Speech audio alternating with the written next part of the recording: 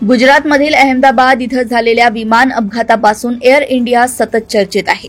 सध्या air India प्रशासनावर अनेक प्रश्न उपस्थित करण्यात आले असून कधी आपत्कालीन लँडिंगमुळे तर कधी तांत्रिक बिघाडामुळे विमान कंपनी सर्वांच्या निशाण्यावर आहे।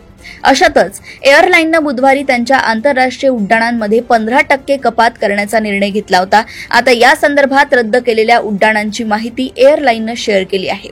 एअर इंडियानं 21 जून ते 15 जुलै 2025 दरम्यान 3 आंतरराष्ट्रीय मार्गांवरील उड्डाण पूर्णपणे बंद करण्याचा निर्णय घेतलाय। याशिवाय इतर 16 मार्गांवरील सेवा कमी केल्या आहेत।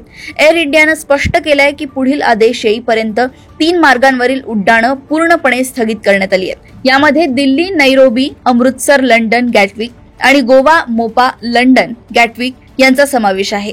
याशिवाय उत्तर अमेरिका, युरोप, ऑस्ट्रेलिया आणि इतर मार्गांवरील 16 आंतरराष्ट्रीय उड्डाणांची संख्या कमी करण्यात आली आहे। हा तात्पुरता निर्णय आहे आणि 15 जुलैपर्यंत लागू राहील असंही एअरलाईननं स्पष्ट केलंय। यानंतरही उड्डाणं पुन्हा सुरू केल्या जातील।